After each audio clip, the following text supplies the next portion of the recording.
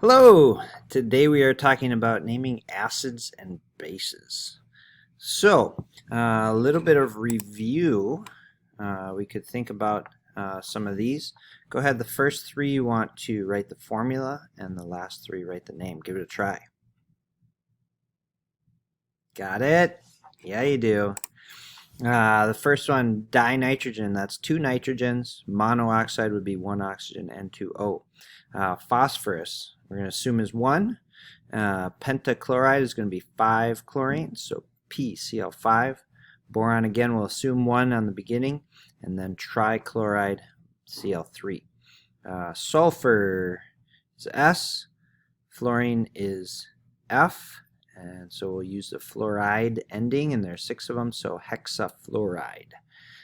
C2Br5, be dicarbon, and then penta is 5-bromide. Always put the ide ending at the end. We got iodine, and the last one, and 2 oxygens, so dioxide. All right, looking good. So as we move out of thinking about covalence, another kind that's kind of ionic and kind of covalent is acids. And when we talk about acids, what we're talking about is they act kind of like ionics in that we could think about hydrogen as the cation, the positive ion. Remember, hydrogen's a nonmetal, so we've got a nonmetal and a nonmetal, where X is some other nonmetal. Could be oxygen or nitrogen or chlorine or some other nonmetal, or even a group of nonmetals, a polyatomic group. But hydrogen is the cation. So it's kind of covalent in that it's nonmetal, but it's more ionic in that we have ions, the positive and negative ions. So here's a few common ones. Hydrogen with chlorine, that's called hydrochloric acid. Sulfuric acid is H2SO4, and nitric acid is HNO3 with nitrate there. So when we put the name on these, anytime we use the word acid, we're going to put a hydrogen as the positive cation, so it's going to start with H. So anytime it is a acid where the anion doesn't have an oxygen in it, or in other words, it's not polyatomic, it's a binary kind of thing, that'd be just one nonmetal, not one of the groups. We're going to write it as with this form: hydro blank ic acid. And so whatever that anion is, it's going to go in that blank. So hydro something ic acid. So like if sulfur is our anion, hydro sulfuric acid. The sulfur goes in there. If bromine is the anion, it would be hydrobromic acid. Okay, and so here CN is the polyatomic cyanide. So hydrocyanic cyanic acid. Okay. So if it's one without oxygen, without an oxygen in it. If it has an oxygen in it, these are going to be mostly your polyatomic ones, where you have those groups: nitrate, sulfate, phosphate. We're going to have to look at what that group ends with. So if it ends with 8, then you're going to use it. Then it's an ic acid. If it ends with ite, then it's an aus acid. And you just got to look at the back of your periodic table and figure out which ending it has. Pay attention to exactly how many oxygens there are, and look up which ones they are. So kind of a trick to remembering is, I think, ic, I ate too much. So ate and ic go together. And there might be a mouse in your house. I don't know, some kind of mnemonic devices to help you remember it. So ite aus. There might be a mouse in your house. Ic, I ate too much. So NO3 is nitrate, so that's nitric. NO2 is nitrite, so that's nitrous acid. Okay, SO4 is sulfate, it's sulfuric acid.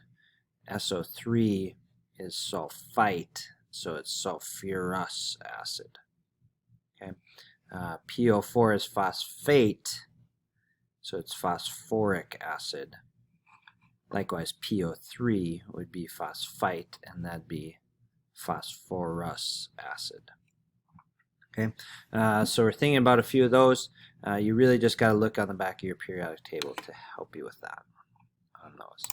So 3 ones, all acids going to start with hydrogen as the cation.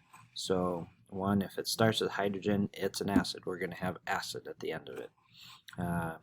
Ite would be the ending of your anion. We're going to do aus acid, ate, ic acid, and if it's ide, then it's hydroblank-ic acid. Okay, so hydro-ic acid. All right, that's our acid rules. So here's a few more. When we're writing the formulas out, it's the same thing. The nice thing is that hydrogen is a 1+. So whatever the anion is, you're just going to have one of them. So really, we're just really looking at the charge of the anion. So like chlorine is a -1.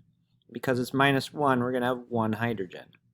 Sulfate here on this one is a -2, so we're going to have 2 hydrogens. So when we do our crisscross here, because hydrogen's a 1+, you're always just going to have 1 group of the anion.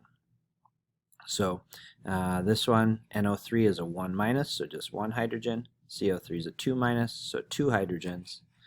You get the idea. This is a 1-, a 3-, a 3-, a 2-. Okay.